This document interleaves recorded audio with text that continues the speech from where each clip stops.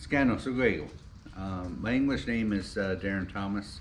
My real name is Yonjase. Seneca Nation, Bear Clan. Grew up most of my life at Grand River. And a lot of people know me in many different ways. In most recent years, I've been a professor. I'm a tenured professor at Wilfrid Laurier University in the Indigenous Studies program. And this past July, I started a 5-year appointment as the Vice President Indigenous Initiatives. And a lot of that work has been centered on trying to guide Laurier University and all its campuses and future growth with the Indigenous engagement and duty and responsibility of bringing on and acknowledging Indigenous thought and philosophy. In my role in life as a professor, that's what I've really taught a lot about. And one of the real challenges with Western science is that for a lot of disciplines in the university and a lot of critical thinking that's been taught in the university is in the period of what we call post-enlightenment. And if we're only using a Eurocentric lens to understand the nature of truth and reality, that reality is only 500-600 years old. With our teachings and our ways of knowing are ancient. Of course, in our ways, we talk about time immemorial, since the beginning of time. We've had profound ways of understanding. But when we look at Haudenosaunee history, we have many different periods of time that our people had existed. So what I really want to share on this talk with this visit is really looking at some of those periods in our history as Haudenosaunee people. We now exist in a time in 2021 where we've seen a lot of challenging situations. We've encountered a global mental health crisis with this pandemic. And I don't think we fully interpret this as a mental health crisis. But it really has been, because it's forced us to really examine the nature of our existence, the nature of humanity, and some fundamental considerations for how do we see our relationship to each other. And this is what made me kind of reflect and think about our history as Haudenosaunee people.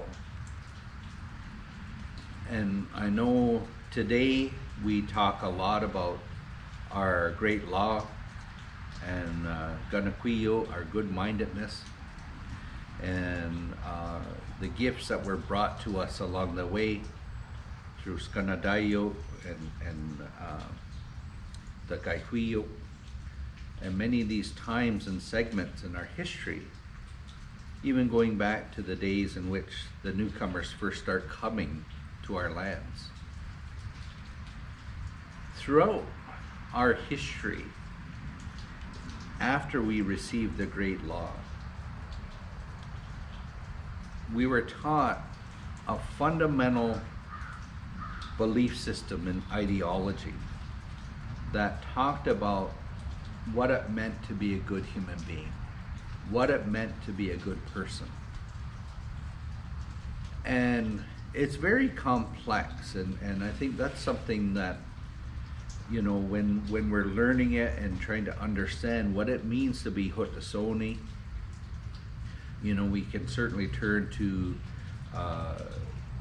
the Thanksgiving address, the Ganohanyo, the Great Law, you know, the Kaihuyo, these pillars of understanding Haudenosaunee thought and philosophy. But there's an element within there that we kind of forget about. And when we really break it down to understanding that good-mindedness, to understanding what it means to live with a good mind, to be active with a good mind, I think what's been problematic is we imagine that there's going to come a day that we wake up one day and we got a good mind and we can rest. The good mind isn't a thing. The good mind, it's about constantly evolving in this world. And each and every day that we're blessed with is the opportunity to grow and evolve into being a better human being, to be more kind, to be more gentle, to be more loving, to be more strong. And so, as we've been witness to this pandemic and seeing this crisis roll out, and certainly we also are witness to a very harsh history in Canada through colonialism and the violence and trauma and the history of attempted genocide in Canada. This has plagued our families with unbelievable amounts of trauma. And so through the generations, not only have we seen and witnessed our families being broken apart through Indian residential school, through forced adoptions, we've seen the successive generations of trauma dealing with addiction and violence, to even the ancient times when we were forcibly removed from our lands and rounded up and placed onto reserves and territories. So all of these things that have happened in real history has caused such disruption to our ability to even walk on that pathway of a good mind. And we're also faced in a situation now where this is being lifted. These issues are being lifted. In the summer of 2021, with again, the information about the amount of death that we seen at Indian residential schools was not new news for our people. But for Canadians, it was an uncovering, a discovery of mass and unmarked graves at numerous school sites. And it was almost as if at one moment Canada and Canadians alike stood up and said, "That's what you've been talking about for all these years." And we've seen an explosion of empathy and sensitivity and desire for change. But we still also need direction. We still also need to move forward. And this is where I want to come back to that good-mindedness. Because when the Peacemaker brought us and introduced us to this concept of the good mind, remember at the time our nations were at war. Our nations didn't get along, that me as a Seneca would love nothing more than going to war with Mohawk people. And we were the two most largest nations and the two most warlike nations. They even tell stories that we used to eat one another, that there was no greater victory than eating our enemy. So we went from that place of such violence to a society constructed on love, kindness, caring, and compassion.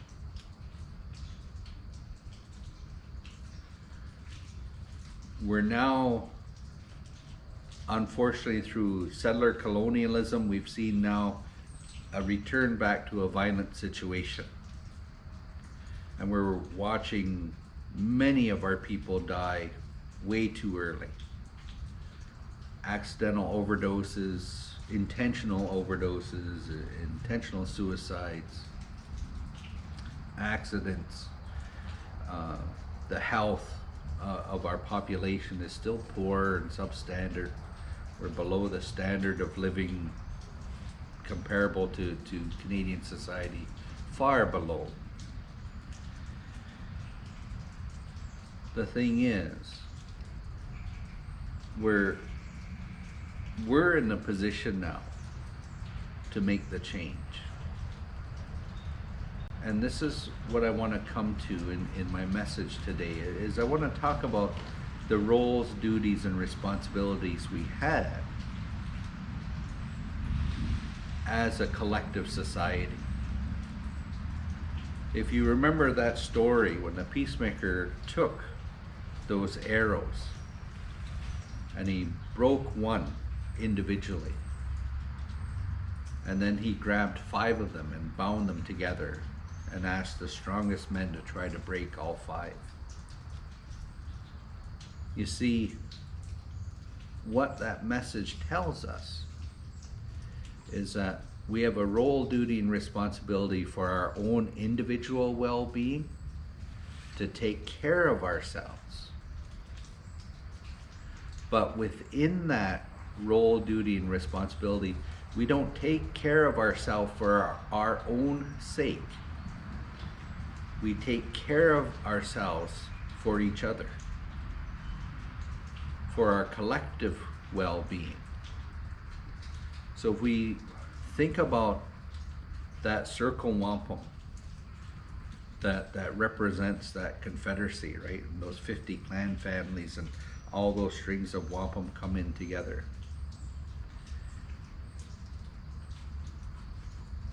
As a collective, as Haudenosaunee, as a nation,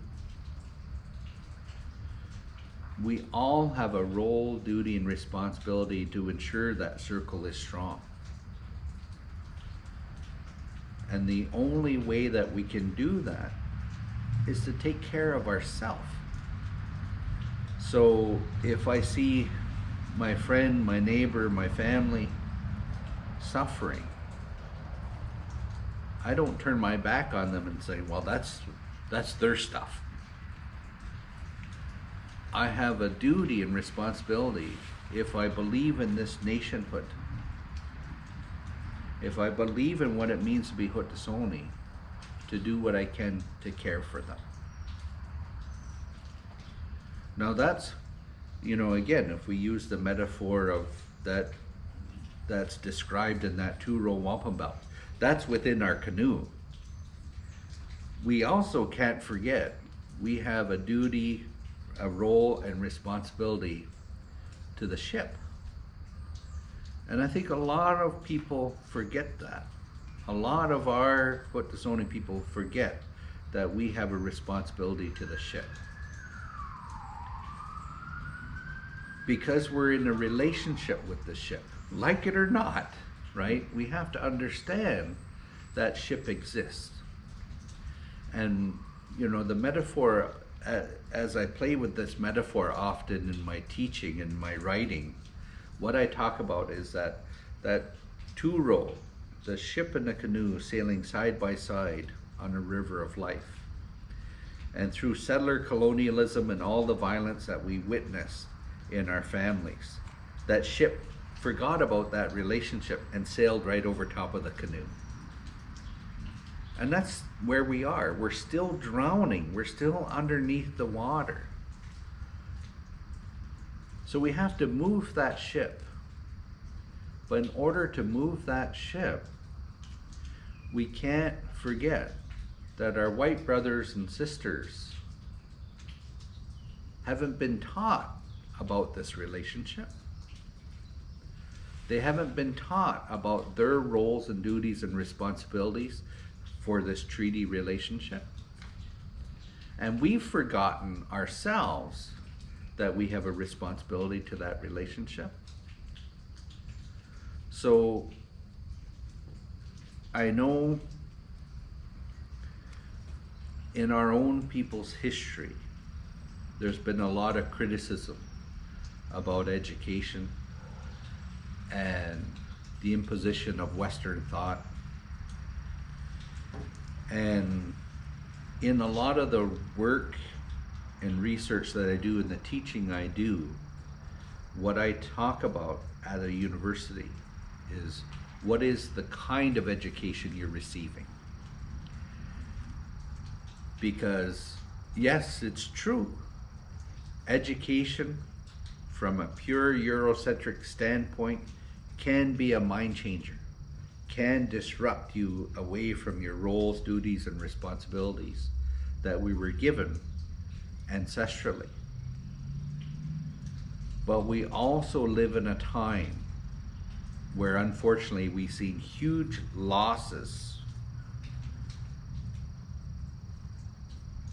within our people. So we have gaps in our knowledge.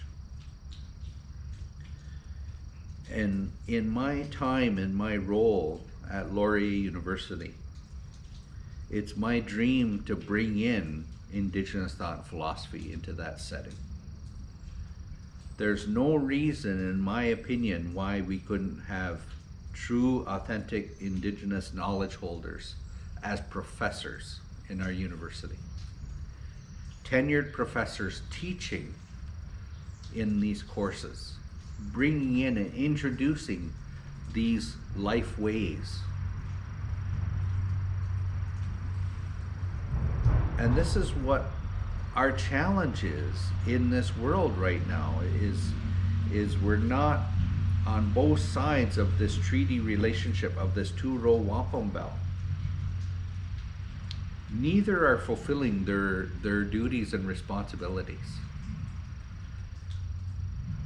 But we have to reflect back on what was really the metaphor of that relationship. And it's about coexisting, side by side, the ship and the canoe. A lot of folks, when they read and hear and speak about that two row, they speak about it, okay, you're in the ship, we're in the canoe, leave us alone, and we're just gonna go down the river of life. That's not what that treaty is fully about.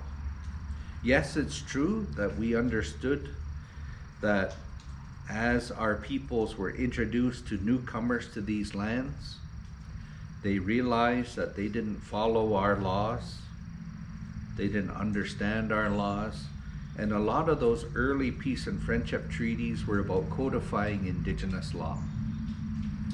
They're about trying to teach and share these teachings. So they came up with that metaphor of these two sailing vessels on the river of life. But often when we see that two row, we just talk about the vessels. We don't talk about the white rows. And it's the white rows that are essential to understanding that. And it's described as the three links of the covenant chain. And they represent trust, friendship, and respect. And what our ancestors said to the ancestors of the newcomers on these lands is they said, these vessels are very different and they move through the water very differently. But we want to sail together as equals. So rather than sailing independently on the same river of life, we're going to link them together. We're going to link them together with that covenant chain, with trust, friendship, and respect. That way we can move through the river of life together.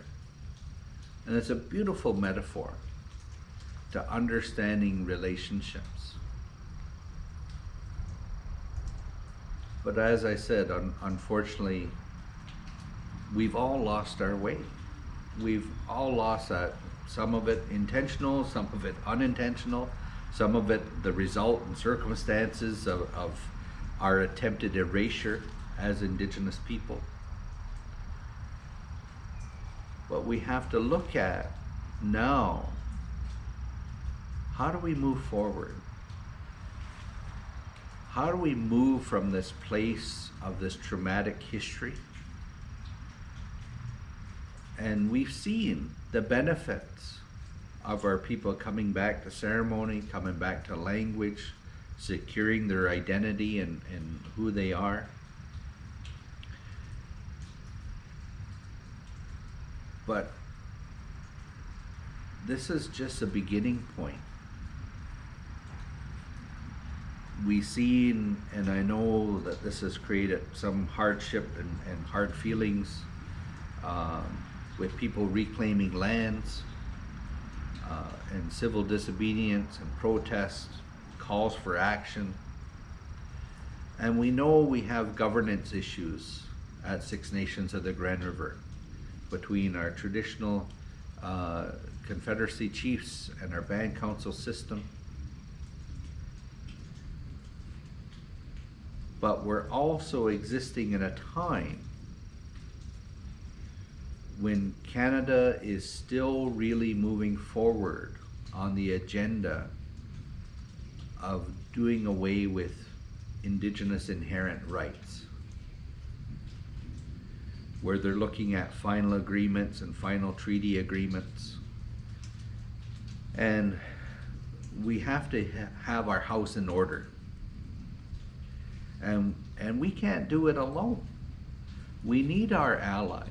We need our settler brothers and sisters to stand with us, because we need to challenge the power of economics and the power of nation-state actors, industry, and all these things that are looking to still continue to come after our lands, come after our resources. And again, I'm not calling for militant action, and believe me, I respect many of those who've put their lives on the line to defend what little we have. They need to be lifted and celebrated that they're willing to do that for us. But we also have to use our intellect,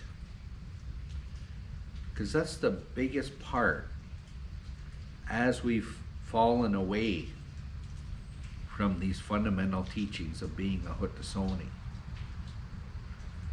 What that good mind really talks about in all those beautiful ways of kind, gentle, loving kindness, it also talks about balancing reason and passion to come with a good mind and a pathway to come to decision making.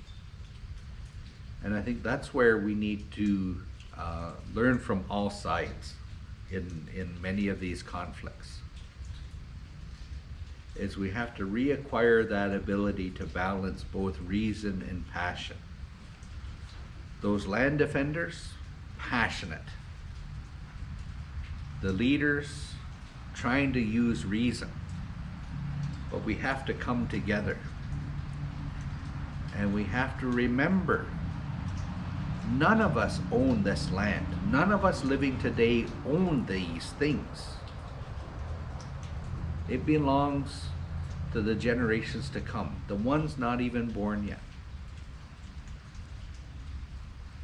And so, again, fundamentally, as nations, as people, as Indigenous and settler alike, we have to understand, again, that we all have roles, duties, and responsibilities.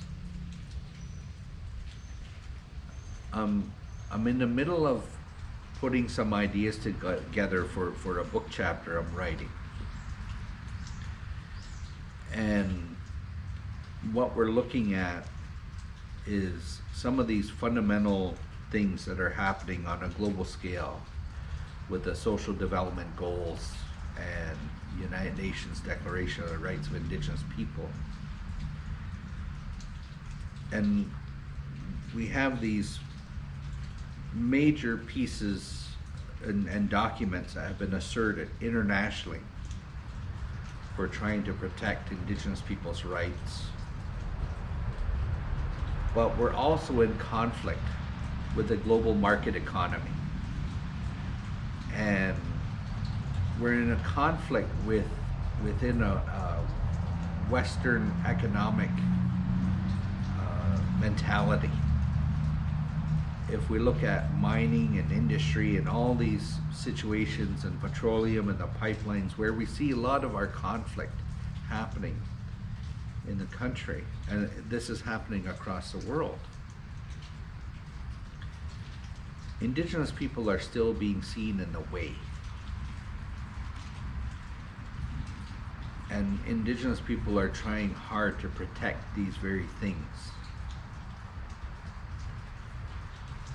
But the reality is, and this is where an education can really help us. Again, given it's the correct kind of education, is if we go back to our metaphor of that ship being on top of the canoe, we have to understand the ship. We have to understand how the ship works, what makes the ship work, how the ship operates, who is steering the ship. For us to come out from underneath that ship, we have to be the ones to move that ship. It's not going to move itself, because that ship is constructed on power, economics, and privilege. And it has a lot of strength. And this is why it's continuing down this river of life, still trying to see our erasure. And we're reached a moment in time where folks in Canada have realized all these things we've been talking about, the harms that we faced in Indian residential school, the various attempted genocidal acts that have occurred, that folks in the ship are saying, hey, wait a second, there's people underneath there. But they themselves are learning to discover how to steer that ship. So collectively, we need to find a way to learn from one another. One of the great privileges I have as being a tenured professor, and I tease this a lot and I joke a lot, is that as a professor, I don't think there's any other job in the world where you're paid to sit around and think. You know, yes, we have to write, we have to publish, we have to teach, but we're paid for our intellect to produce knowledge, science, reality. So I've spent numerous hours using my power and privilege to think deeply about our people, to think about the ways in which we can move from this time of despair to a time of strength and power. And this is, again, why I chose a life in the university, because bringing our knowledge, thought, philosophy to all peoples, Indigenous and non-Indigenous alike, we're going to make this world a better place. And we have to understand we must live in relation to one another. We have to move beyond the grief and the trauma. And I know it's hard. Many families have no support. Many families, individuals in those families don't have a network of love that's going to lift them up and support them. In my time in working in addiction and with families trying to leave addiction. What we talk a lot about is finding a chosen family. If your biological family are not giving you the love and support and care and kindness and compassion you need, then maybe you need to find a chosen family. I've been doing community work across Turtle Island for over 30 years. I've been adopted into so many families, right? Even across the water. Had someone who was going to steal me over to Australia one time. He wanted me to go and work with his people over there. What we need to do is to come to this point and realize that even though we have this traumatic history, we do have power as individuals. So Guaidiso, our creator, gave us the power of our brains. Every day we're given on this earth is an opportunity. It's an opportunity to grow, to be more kind, to be more loving, to be more compassionate.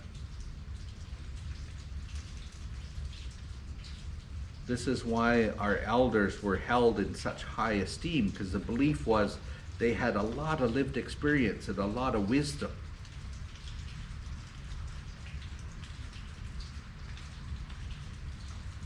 We need to return to those life ways. We need to build ourselves up, not for our own individual strength, but for our collective strength. To start thinking as a nation again. To start lifting each other, celebrating each other, lifting ourselves from out of those harmful experiences we've all had. But also to know that we are also in a continued relationship with the ship. And we must practice those same kind, loving ways with our newcomers on these lands. Because that's what's been taught to me in our teachings. Nowhere in any of our teachings do they say, this is just for you brown people. It says this is for anyone who wants to believe in that great law. Anyone who wants to live this life in peace. So I know some people through the generations have been very stingy of what they know to protect it, to control it. And to be quite honest, we know that's the reasons why we still know what we know today. But we also need to share it with our friends, with our allies, those who want to move that ship off of us, in order for us to have the relationship that our ancestors said to their ancestors, that we can coexist in trust, friendship, and respect.